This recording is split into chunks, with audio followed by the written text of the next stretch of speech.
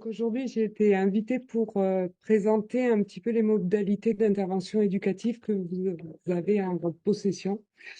Euh, donc, j'ai commencé par un petit adage que j'aime beaucoup parce que c'est une réalité, hein, la théorie, c'est une chose, la pratique, c'en est une autre.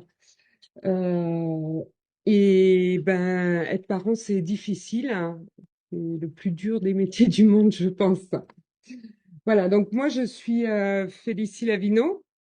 Je suis éducatrice spécialisée. Peut-être on va passer à la deuxième. Voilà. Alors, je suis 49 ans. Je suis maman de deux enfants, deux grands hein, maintenant, qui ont 21 et 17 ans. Alors, je le dis parce que c'est important, parce que tout comme vous, c'est pas tous les jours facile. Et donc, voilà, je me heurte aussi à certaines difficultés, hein. Puis, on connaît bien, hein, c'est pas toujours les cordonniers les mieux chaussés. Mais bon, ça va, ils s'en sortent. Donc moi, ma carrière, j'ai commencé par un BTS commercial, je sais pas trop pourquoi en fait. Et puis j'ai travaillé en ESAT et là, ça a été la révélation et j'ai changé de métier. Du coup, j'ai fait mon école d'éduc à Montpellier, l'IRTS, et j'ai obtenu donc un diplôme d'État. Et puis très rapidement à la sortie de ça, j'ai été embauchée en fait à la sauvegarde de l'enfance, mais du Vaucluse. Donc, alors j'avais d'autres expériences dans le handicap et tout ça, mais ma plus grosse expérience a été en AMO auprès du juge pour enfants. Donc, bah oui, 20 ans. 20 ans d'AMO jusqu'à ce que je craque parce que c'est fatigant. Et puis ça prenait une tournure pour moi qui ne me convenait plus. J'avais plus mes valeurs, je m'y retrouvais plus, quoi. Voilà. Du coup, j'ai dit, ben, allez, je me lance en libéral. Donc, le libéral, c'est pas très connu en tant qu'éducateur spécialisé. On imagine toujours les éducateurs dans des foyers. Même en AMO, on connaît pas bien, en fait, hein. Mais j'y reviendrai sur le métier d'éducateur parce qu'en fait, la guidance parentale, bah, moi, j'en ai toujours fait, hein, en fait. Or, on a l'impression que c'est un nouveau métier. Ben non, on a été formé à ça et de ça depuis que le diplôme d'éduc existe. Voilà. Et donc aujourd'hui, je suis en libéral, mais je suis aussi donc en libéral, mais enquêtrice sociale auprès du JAF. Donc je trouve que c'est intéressant les deux casquettes hein, parce que je vois aussi ce qui se passe. J'ai toujours un pied dans la justice. Euh, Ça m'enchante pas spécialement parce que je voulais en sortir et puis finalement j'y retourne avec les enquêtes sociales et je vois que les difficultés sont toujours là. Le temps de la justice est incroyable. Et il y a des enfants en souffrance derrière, donc ça m'agace toujours autant. Mais je fais mes enquêtes, j'essaye de jamais repousser mes rapports pour que les audiences soient pas repoussées, parce que si les audiences sont repoussées, c'est 6 mois. Et les enfants, ben voilà. Et c'est important parce que en fait, moi j'ai eu des situations d'enfants à comportement tyrannique dans des enquêtes sociales et où un des parents utilise ça contre l'autre parent. Et donc, si on n'est pas, si on n'a pas comment on dit, cette connaissance en fait hein, de la problématique, on peut très vite se faire embarquer en tant qu'enquêteur social et pas voir ce qui se joue entre les parents dans le conflit. Voilà. Donc, eh bien, allons-y. Donc, les comportements tyranniques. Je vous avoue que j'ai découvert finalement tout ça une fois que j'ai été en libéral, parce qu'en tant qu'éduc en AMO, ben, c'était pas que ça, il y en avait certainement, mais la problématique en elle-même, React, j'ai tout découvert par moi-même en sortant de mon métier d'AMO et en me mettant en libéral. Donc, je vais pas vous refaire tous les symptômes non plus. Je vais pas vous faire un cours sur les comportements tyranniques. Je pense que vous savez, vous connaissez. Voilà. l'important, j'ai juste mis ça parce que l'important, c'est vraiment ça, c'est la hiérarchie inversée, hein, c'est de plus que ce soit presque notre enfant qui gère la famille, j'ai envie de dire, même pas nous, la famille. Et donc, ces petits points-là, qui, pour moi, sont importants si c'est vrai qu'on est là-dedans. Alors déjà, il faut accepter de le voir, hein, qu'on a peur, qu'ils sont violents, qu'on renonce, accepter de voir qu'on renonce à certains trucs, c'est pas évident. Donc, c'est vrai que quand il y a tout ça, je pense qu'on est vraiment dans la problématique du comportement tyrannique. Et après, il y a les troubles associés, donc vous les connaissez aussi, les TDAH. Ça aussi, c'est des troubles. Dans nos métiers d'éducateurs en protection de l'enfance, on les voit pas beaucoup, on les travaille pas beaucoup. Ça arrive petit à petit. Alors, je suis en lien encore avec mes collègues qui sont toujours en AMO ou à l'ASE ou quoi. On en discute des fois, mais c'est vrai que c'est pas voilà, c'est pas démocratisé comme voilà, comme au CHU, comme tout ça.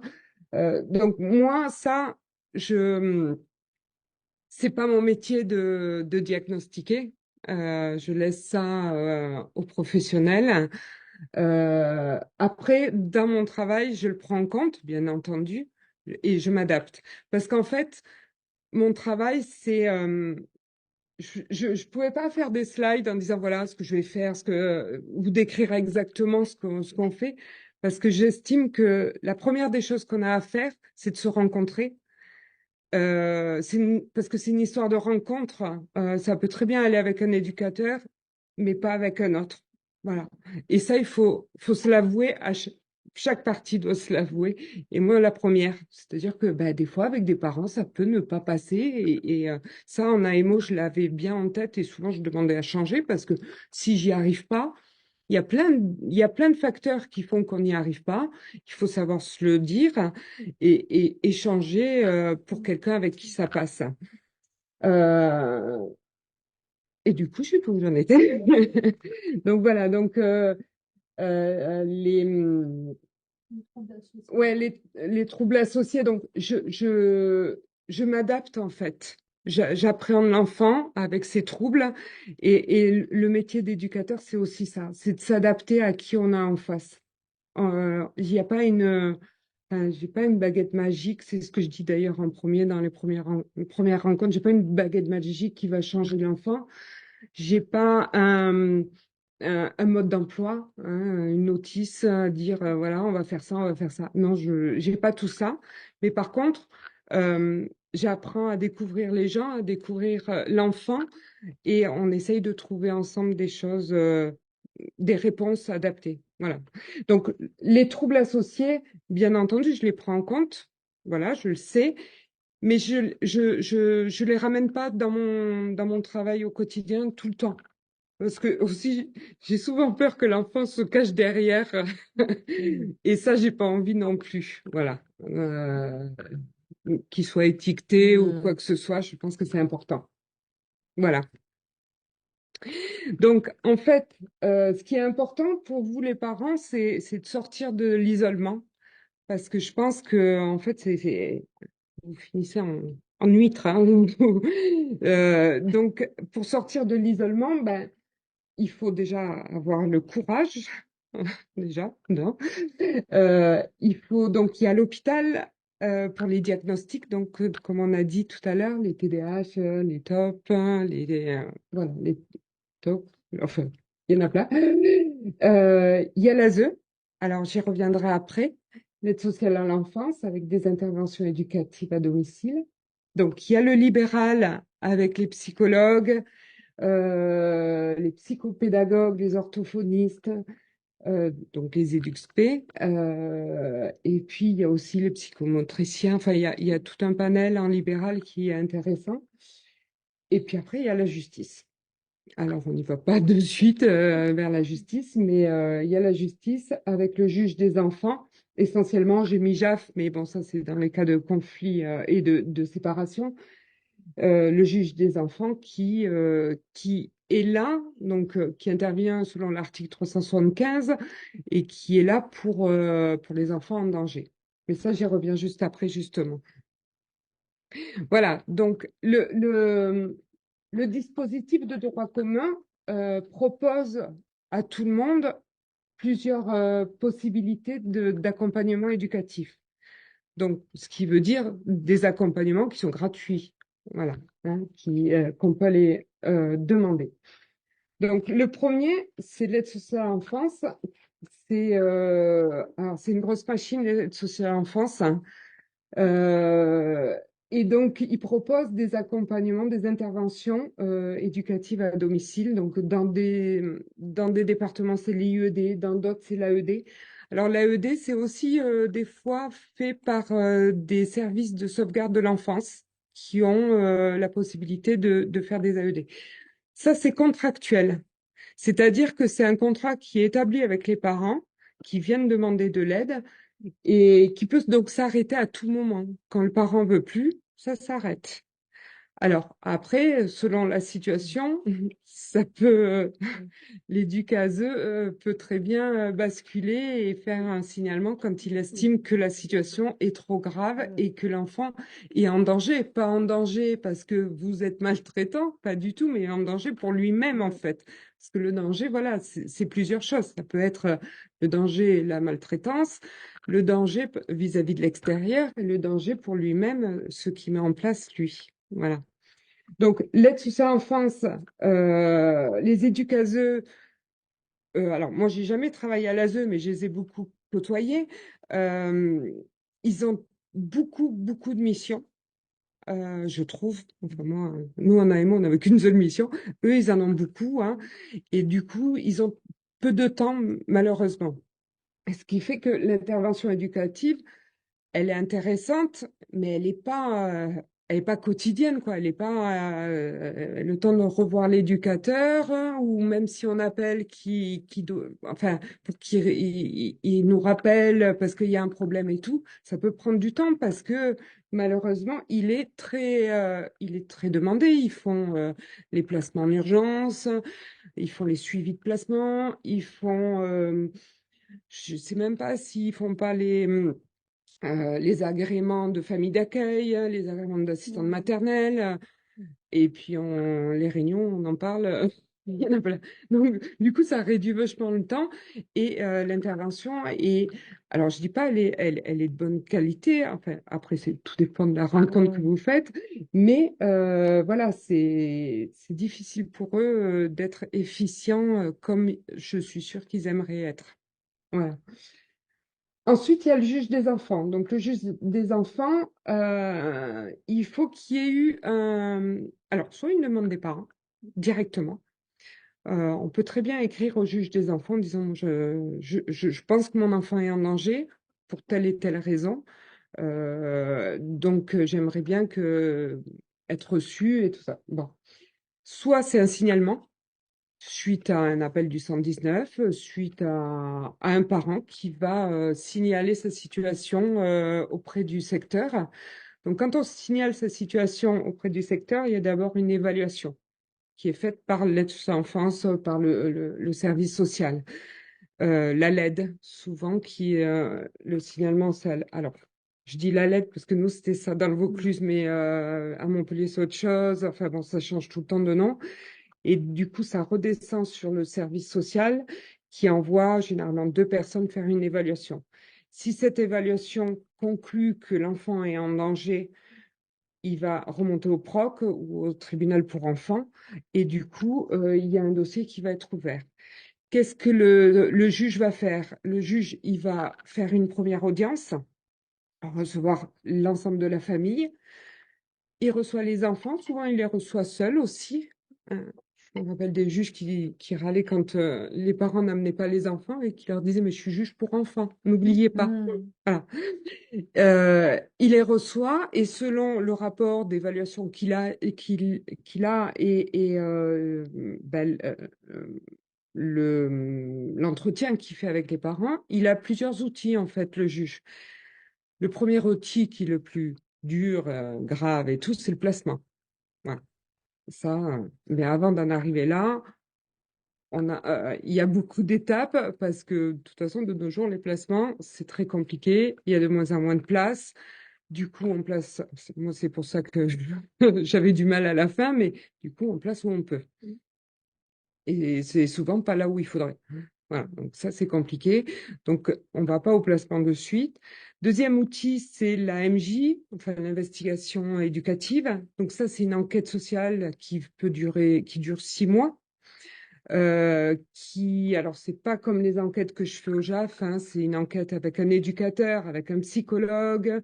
Il y a une équipe pluridisciplinaire, hein, qui permet de faire des conclusions au juge.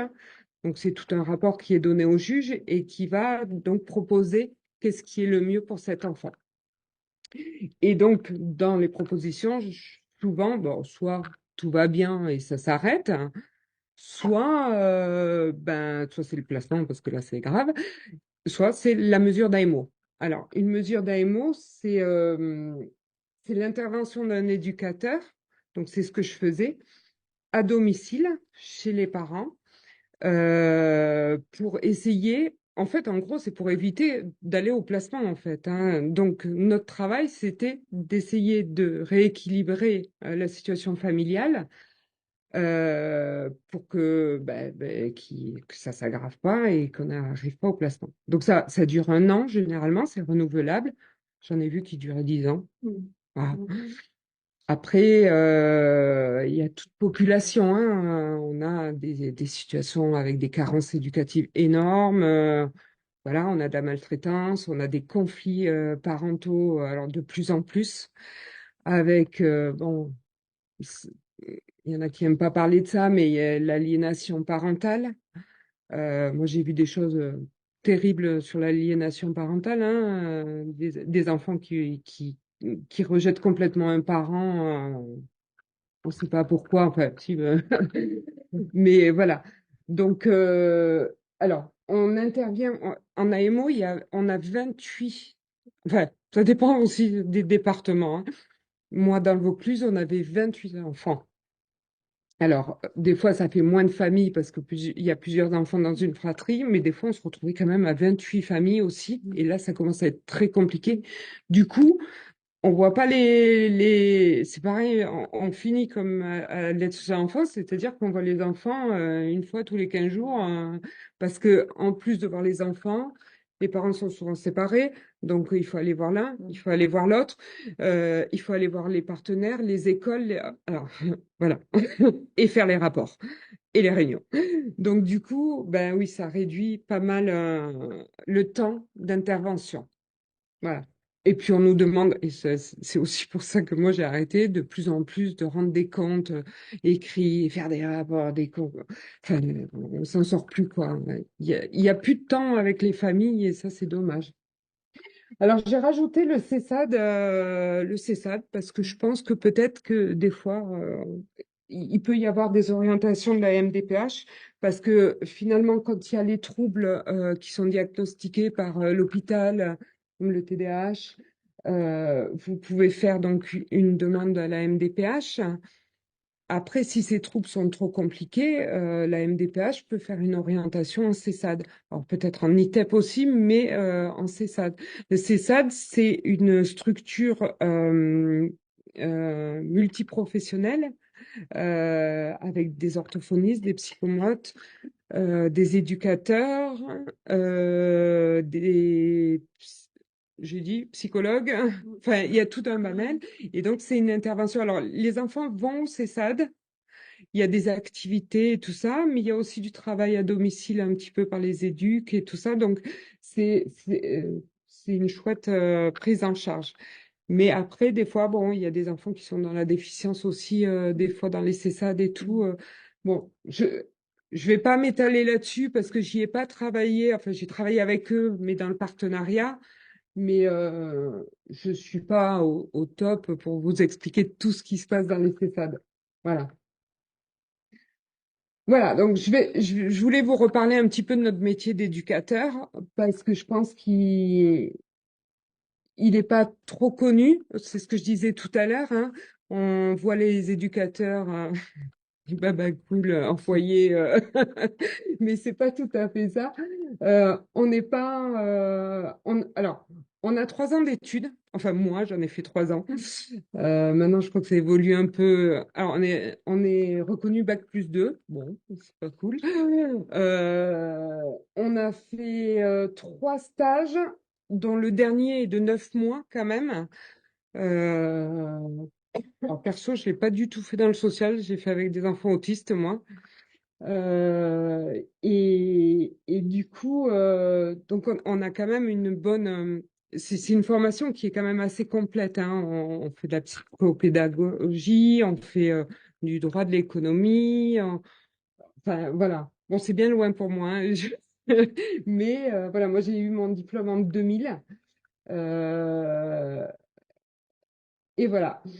Et du coup, on part après avec un diplôme d'État quand même, et on part travailler dans différentes structures. Donc, ce qu'on disait tout à l'heure, hein, on est appelé éducateur spécialisé, mais des fois, je me demande pourquoi spécialisé en, en beaucoup de choses en fait, parce qu'on travaille aussi bien dans le handicap que dans le social. Or, c'est quand même 2 choses quand même complètement différentes. Donc, c'est nous qui nous spécialisons un petit peu après notre diplôme dans ce qu'on préfère. Moi, j'ai commencé avant le diplôme dans le handicap et en fait, après, j'ai découvert le social et je me suis orientée dans le social. Il y en a qui restent dans le handicap toujours. Mais du coup, on acquiert une expérience professionnelle quand on va travailler à l'aide à l'enfance, en AMO, voilà, qui fait que quand même, on est plus à même à prendre en charge des situations comme les enfants à comportement tyrannique ou quoi. Et du coup, on a aussi pas mal la connaissance du dispositif de soins qui est possible pour toutes les problématiques qu'on rencontre.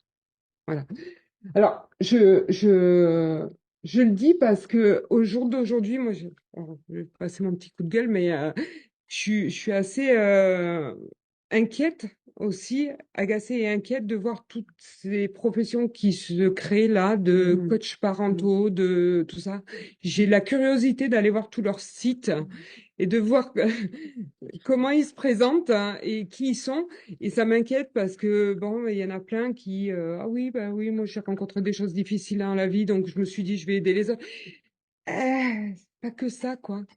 Voilà, donc il faut faire attention. Moi, je dis pas, hein, il y en a certains qui sont super, voilà, c'est leur truc parce que bon, il y a une question de feeling, enfin, d'envie, voilà. Mais il faut faire attention. Et ce que je disais, c'est que la guidance parentale, ça a l'air d'être un nouveau métier ou une nouvelle chose là qu'on découvre aujourd'hui, alors que, comme je vous dis, moi, ça fait 20 ans que j'en fais et c'est pas nouveau, mais j'ai l'impression que ça se greffe sur plein de personnes, de métiers qui s'en font. Ouais, c'est très tendance. Ce qui me fait peur au jour d'aujourd'hui, c'est que tout le monde, on se mélange tous nos professions et c'est dommage. Je pense qu'il vaut mieux rester tous à notre place et essayer plutôt de travailler en partenariat. Moi, le travail avec les psychologues, il est super parce que en partenariat, on peut super bien travailler comme ça, voilà. Donc, c'est pour ça que je vous présentais notre métier d'éducateur, parce que bah, c'est quand même un diplôme d'État, c'est des heures sur les bancs à comprendre les diverses problématiques et beaucoup d'expérience par les stages et après par notre travail qu'on effectue dans diverses institutions. Voilà. Alors, je vais vous parler un petit peu plus de ce que je fais moi maintenant en libéral. Euh, donc, je fais de la guidance parentale. Alors, pour qui? Ben, j'ai envie de dire beaucoup pour les parents et moins pour les enfants. Alors, ça peut paraître bizarre parce que éducateur spécialisé, on pense toujours qu'on est tourné vers les enfants, qu'on s'occupe des enfants et tout. Ben non, moi, je m'occupe beaucoup des parents.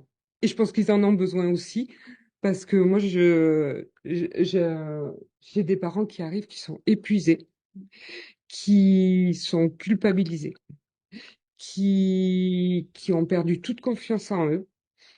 Et 80% de mon travail, c'est de les réassurer. voilà, de leur expliquer que bah, c'est pas leur faute, que voilà, on est parents, on fait ce qu'on peut. D'autant que des fois, bah, il y a qu'un enfant de la fratrie qui est comme ça. Et on comprend pas parce qu'on a éduqué pareil l'aîné et ça n'a pas passé. Bah oui, parce que bah, là aussi c'est une rencontre, c'est des caractères différents et que peut-être à un moment donné il aurait fallu s'adapter et qu'on a loupé le coche. Mais voilà, c'est comme ça. Et je suis là donc pour les aider, pour essayer de comprendre aussi qu'est-ce qui s'est joué, qu'est-ce qui se passait, comment est l'enfant et les aider à trouver les bonnes réponses. Mais le premier truc, vraiment, c'est les réassurer, quoi. Et en fait, le fait de savoir que je suis là et qu'ils peuvent m'interpeller très facilement, déjà, ils reprennent un petit peu confiance en eux. Voilà. Et je leur demande de se reposer, souvent, de prendre du temps pour eux. Parce que j'ai l'impression que enfin, l'enfant prend toute la place. Or, on peut être parent que si, déjà, soit on est homme, on est femme, on prend soin de soi, quoi. Donc, alors, je me suis adaptée parce qu'au début, bah, je faisais des entretiens. Et puis, je me suis rendu compte qu'en fait, les gens, ils me téléphonaient souvent. Donc, maintenant, je fais des formules où les gens peuvent m'interpeller n'importe quand. Alors, bien sûr, si je suis en autre entretien, je réponds pas comme ça, mais au moins, quand il y a des crises, ils peuvent m'appeler. Et rien que ça, ils se sentent pas tout seuls parce que, en fait, les autres rendez-vous bah, médicaux bah, c'est dans 15 jours. Donc, qu'est-ce qui fait le parent dans ces 15 jours-là, avec la crise, avec tout ça? Moi, je me suis adaptée, je me suis dit, bon, bah, alors, je crois qu'ils ont besoin de moi au quotidien. Et des fois, c'est très, il y a un mot pour ça. Je l'ai plus. Symbolique. C'est-à-dire que des fois, rien que de savoir qu'ils peuvent prendre le téléphone et m'appeler, et d'ailleurs l'enfant le sait, eh ben, ça apaise beaucoup les choses. Et puis des fois, ils m'appellent parce que c'est la vraie crise, et voilà, et j'essaye de les aider, même à distance, de dire, voilà, ben, faites comme ça, faites comme ça. J'ai donné un truc tout bête, hein. Moi, j'ai une maman qui m'a appelé une fois, la crise, machin et tout. Parce que, bon, vous savez que les enfants, comme, enfin, les enfants à comportement tyrannique, c'est à l'intérieur de la famille et c'est rarement à l'extérieur. Donc, ce que je lui ai dit, c'était la crise totale. Je lui ai dit, ouvrez toutes les fenêtres. Voilà. Et ça a été radical, hein. Il s'est vite calmé, hein. Parce que rien que de savoir que les autres peuvent entendre, ça lui a pas plu du tout, donc il s'est calmé et tout ça. Mais voilà, un petit coup de fil des fois. Alors je dis pas, hein, c'est pareil, hein, comme au début, c'est pas la baguette magique. Je suis pas sûre d'arriver à désamorcer le truc de suite, mais c'est pas grave. De toute façon, dès que l'enfant il sent que maman ou papa prend le téléphone et va appeler Félix, bon, des fois ça fait un peu père fouettard, hein, pour moi, hein, c'est pas toujours drôle, mais c'est pas grave. En fait, je veux bien avoir ce rôle, ça me dérange pas tant que je sais que je soulage les parents d'un moment difficile, voilà. Euh, donc voilà, c'est pour vous dire. Alors moi, je travaille comme ça. Après, moi, mes collègues éduquent en libéral, je ne sais pas comment ils font. Mais pour moi, le libéral, justement, c'est ce que j'aime, je fais ce que je veux. Je travaille comme je veux. En ASE, à l'ASE, en AMO, on fait pas quand même ce qu'on veut, hein. Moi, un jour, je suis partie courir avec un gamin pour avoir du temps avec lui. Je sais pas s'il y en a, moi j'aurais fait ça. Mais voilà, on est parti courir, on a marché, on a machin, voilà. C'était sympa, ça met le lien et tout ça. Donc après, je travaille un peu avec les enfants, justement, quand je veux les découvrir et tout ça. Mais c'est souvent aussi quand je dois les recadrer. Voilà, donc je pose le cadre, je dis voilà, pourquoi je suis là et tout ça. Et je lui dis aussi, parce que je vous explique là, hein, ce qui peut se passer aussi, hein. Parce qu'il faut qu'il l'entende à un moment donné. Alors, ça dépend, hein, s'il a 3 ans, voilà, je peux pas tout lui expliquer, mais je lui explique que ben, si c'est pas maman ou papa qui font un signalement ou ça peut être l'école, ça peut être le voisin, Ça peut être voilà qu'il entend hurler, qu'il entend tout ça. Et s'il y a un signalement, ben, la machine, elle part et elle peut partir loin. Voilà. Et je lui dis, mais ça sera aussi un petit peu ta responsabilité quand même, parce que là, je te préviens, voilà. Donc, je repose tout ça pour qu'ils comprennent que ben ça peut aller loin, que c'est pas un jeu, quoi, ce qui fait que et que maman, à un moment donné, ou papa, ça va le dépasser complètement. Il aura plus la main dessus. Déjà, quand c'est quelqu'un d'extérieur qui vient lui expliquer ça, il y en a certains, ça les calme un petit peu, voilà. Donc, c'est essentiellement ce travail que je fais avec les enfants, où de temps en temps, quand il y a une crise, on le reprend, on va voir. Bon, suite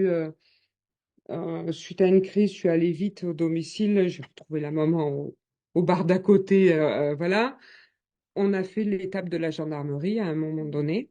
Alors voilà, bon, c'est difficile, mais je suis allée à la gendarmerie avec la maman et quand je suis revenue, c'est moi qui lui ai annoncé à l'enfant qu'on était allé là-bas, que maintenant ils étaient au courant. En plus, manque de peau pour lui, ils étaient à 50 mètres, hein. Donc, et il est resté un peu bête, mais voilà, ça cadre, ça. Voilà. Après, je lui dis que je suis là aussi s'il a besoin de parler, de dire lui ce qu'il ressent et tout ça. Voilà. Je crois que j'ai fait le tour, mais après on verra dans les questions. Alors, j'interviens de trois façons différentes. Donc, ce que je préfère, c'est à domicile. Alors, c'est pas de l'intrusion, hein, c'est pas mon souhait, mais pour moi, c'est le plus efficace. Alors, pourquoi? Parce que je vois comment ça fonctionne. La famille, c'est un système et des fois, ben, vous, les parents, vous êtes englués là-dedans, on voit plus comment ça fonctionne autour. Et moi, quand j'arrive, je vois des choses. Et des fois, rien que je donne des petites astuces dès le début, mais on voit la disposition des chambres, la façon dont euh, j'ai une maman chez qui je suis intervenue. J'ai dit, bah ouais, mais là, il faudrait qu'ils aient chacun leur chambre, les deux. Et du coup, rien que ça, de changer une disposition, un truc et tout, déjà, ça apaise un petit peu aussi. Ça fait du changement. Euh, et à domicile, les enfants, ils sont plus naturels que si on les fait venir en cabinet ou quoi que ce soit. Ils sont chez eux, ils sont dans leur environnement. Et donc, du coup, moi, je vois bien les choses, voilà. Donc c'est pour ça que j'interviens à domicile. C'est ce qu'on fait en AMO de toute façon, et j'ai pas voulu changer ma façon de travailler parce que pour moi c'était la meilleure. Alors en visio, alors j'ai marqué. Au début j'étais sceptique quand on me l'a proposé une ou deux fois parce que je voyais pas comment. Enfin voilà, parce que j'aime bien le contact humain et je me disais. Puis je l'ai tenté quand même parce que ben, il y en a qui m'ont contacté de Paris grâce à l'association. Et ben c'est pas optimum, mais ça marche bien aussi quoi. Voilà donc des visios régulières et toujours la possibilité de m'appeler. Et ça plus ça le fait aussi.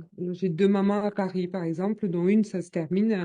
Voilà, une maman à Paris qui aussi était très inquiète et là où je l'ai aidée parce que approchée par les services sociaux. Alors, non, elle est allée demander de l'aide et ça s'est retourné contre elle où finalement c'est passé chez le juge pour enfants. Suite à l'évaluation, c'était une demande de placement. Alors que franchement, c'était pas, voilà. Et en fait, le juge n'est pas allé au placement, a demandé une mesure, une enquête sociale, une MJ. Et moi, je l'ai accompagnée, alors, dans sa problématique avec sa fille, mais aussi dans comment, parce qu'en fait, elle savait plus ce qu'elle avait le droit de dire, pas le droit de dire. À un moment donné, elle a découvert des choses. Elle m'a dit, je fais quoi? Je le dis pas. Elle l'a dit. Il y a eu une IP. Oh là là. Mais voilà, et la réassurer à travers ça, parce que comme je connais bien le système, mais après, voilà, je connais bien le système, sauf que des fois, il m'échappe aussi, hein. Je comprends pas bien des fois comment ça se passe. Tout dépend, voilà, l'éduc qu'on a en face, qui fait l'évaluation, tout dépend. Mais en tout cas, voilà, en visio, cette maman-là, je l'ai aussi aidée à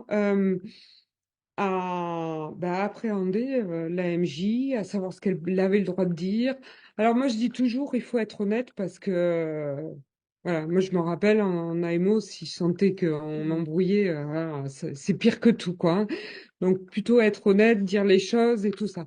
Mais c'est vrai qu'elle, elle me disait, bah ouais, mais moi j'ai été honnête et ça s'est retourné contre moi. Donc voilà, en fait, je l'ai un peu accompagnée à pouvoir répondre et au mieux, voilà, à l'aide sociale à l'enfance, enfin, à tout le dispositif. Et voilà. Et depuis peu, j'ai pris quand même une journée en cabinet pour accueillir. Je trouve que c'est bien aussi la première rencontre, le faire en cabinet. Peut-être c'est moins intrusif que d'y aller directement chez les gens. Donc voilà.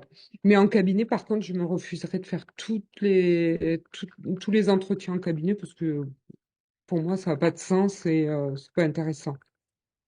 Voilà. Alors, bon, j'en reprends un petit peu, j'en ai un petit peu parlé tout à l'heure, mais qu'est-ce que je fais auprès de l'enfant? C'est donc recadrer. On va pas là? Ouais. Ah ouais. Et puis, j'essaye d'analyser aussi son comportement, de savoir comment il est, comment il s'est développé, qu'est-ce qu'il y a, voilà. Euh, et auprès des parents, donc, comme je vous l'ai dit tout à l'heure, j'essaie de le déculpabiliser, de le réassurer et de trouver ensemble, parce que c'est un travail commun, les réponses qui sont adaptées à cet enfant-là. C'est toujours pareil, hein. Alors, j'ai fait le programme Barclay, j'ai eu la formation et tout ça. Euh, le programme Barclay, comme le programme voilà, tout ça, c'est des chouettes programmes. Euh, mais qu'il faut adapter. C'est toujours pareil. Et souvent, les parents me disent, mais le programme Barclay, comment je fais? Là, je peux pas. Voilà. C'est comme la lettre D'urgence. non, la lettre La déclaration. la déclaration, pardon. Dans le programme React, il y a des gens qui se sentent pas de faire une lettre. Donc, on essaye de trouver d'autres façons de faire. En fait, mon travail, c'est aussi d'accompagner dans ces programmes-là. C'est d'aider les parents à rentrer dans ce programme, mais à l'adapter en fonction de eux qui ils sont et de l'enfant qui il est. Parce que c'est pas une notice, quoi. C'est pas possible. Voilà. Et du coup, on essaye de trouver les réponses adaptées aux enfants et donner des clés, des petites astuces et tout ça, et de pointer aussi ben, quand ça va pas, enfin, ou quand ils répondent mal, là dernièrement. Alors, j'ai des parents d'enfants de tout âge. Ce que je disais tout à l'heure, j'ai une maman là qui, depuis peu, son enfant, il a 21 ans. Je me dis, puis je peux faire. Et puis non, en fait, c'est intéressant parce que elle est toujours dans le même système. Et l'autre jour, elle me disait, je vais lui dire que s'il fait pas ça, ça et ça pour ses études, je lui enlève ça. Je dis, et s'il le fait pas, vous lui enlevez ça? Non. Eh ben, ne lui dites pas. Et voilà, mettez-vous, donnez-vous des challenges, enfin que vous pouvez tenir, parce que sinon, mais c'est des petits trucs bêtes, mais elle s'était pas rendu compte en fait que ce qu'elle allait proposer, elle allait pas pouvoir le tenir, et ainsi de suite. Et voilà, mon travail, c'est de venir un petit peu pointer ces choses-là, voilà, de faire réaliser certaines choses. Et, euh, et voilà, et l'aider à ne plus se sentir seule parce que bah, je suis là. Voilà. Je suis là, je fais mon possible, hein. Alors c'est sûr que si j'ai je sais pas combien de suivis, j'y arriverai pas. Mais bon, pour l'instant, je peux répondre assez facilement dès on m'interpelle qu'il y a une crise ou juste une question, savoir, voilà. Euh, mais souvent, je dis, quand votre enfant vous demande quelque chose et vous tanne, essayez de lui dire, bah, écoute, je vais réfléchir, on verra plus tard, mais répondez jamais de suite, jamais. Et d'apprendre aux parents à ne pas laisser entrevoir la moindre faille. la moindre, Mhm. parce qu'ils sont trop forts, ces gamins. Mhm. Parce que vous avez tous des gamins super intelligents. Et alors, ils retournent les situations en 2 secondes, et la faille, je sais pas, c'est des pros de la spéléo, mais Mhm. ils y vont. Euh, donc moi, mon travail, c'est d'aider le parent à ne pas, ne serait-ce qu'entrouvrir cette faille. Voilà. Voilà. Après, on passera à toutes les questions. Alors, euh, j'ai marqué là juste ce qui, pour moi, était important dans mon accompagnement, c'est d'avoir des parents en face de moi qui sont décidés à ce que ça change. Ah, mais non, ça suffit, je suis décidée, ça ne se passera plus comme ça. Donc, quand ils viennent comme ça, je me dis, bon, on y est, on va y arriver. Parce que les parents hésitants, je le sens de suite. Et là, par expérience de tous les suivis que j'ai faits, ça a du mal. Voilà. Euh, alors souvent, il y a quelques séances suffisent pour rééquilibrer le système familial et reprendre un petit peu confiance et le pouvoir dans la famille. Je m'en rends compte, finalement, des fois, en quelques séances, ça passe. Euh, prendre le, prendre le temps. Parce que, voilà, je me rends compte avec cette histoire Parce que moi, les parents, s'ils m'interpellent pas parce qu'il y a une crise, je leur envoie, moi, un message. Ça va, comment ça se passe? Et en fait, j'ai des parents qui me répondent super tardivement. Et ben, je sens que du coup, ils sont pas là. Et ça marche pas non plus. Il faut qu'ils soient impliqués dans la guidance. C'est-à-dire que à la fois, ils m'interpellent, mais à la fois, quand je les interpelle pour savoir, il faut qu'ils soient là. Moi, j'ai l'impression des fois d'avoir des parents qui... j'ai eu des parents aussi qui, en fait, m'ont demandé d'intervenir, mais pour régler leurs problèmes, mais pas pour qu'ils règlent, eux, leurs problèmes. Voilà, le but du jeu, c'est de les aider à régler eux-mêmes leurs problèmes. C'est pas moi, je vais pas prendre l'enfant, le changer, le modifier, non. Donc quand je les interpelle, quand je le sens en fait, quand ils sont pas là, quand ils sont pas dans cette démarche, dans cette dynamique et du coup, ce sont les suivis qui marchent le moins bien. Voilà, c'est un constat, hein, voilà. Et dernier truc, c'est faire confiance à l'accompagnant. Il faut avoir confiance en l'éducateur que vous allez choisir pour faire ce travail-là. Et c'est pour ça qu'il faut pas hésiter, si ça passe pas avec la personne, à changer. Alors, bien sûr, si vous êtes au 10e, là, il va falloir peut-être se poser une question. Mais voilà, moi, j'ai pas cette prétention de dire que ça passera avec tout le monde, hein, que j'y arriverai avec tout le monde. Il n'y a pas de souci avec ça. On a tous nos caractères, on a tous notre façon de voir les choses. Il faut savoir le dire. Mais par contre, quand vous partez, il faut lui faire confiance parce que sinon, ça passera pas, quoi. Voilà, à peu près. Merci beaucoup. De C'était rien. intéressant. Merci.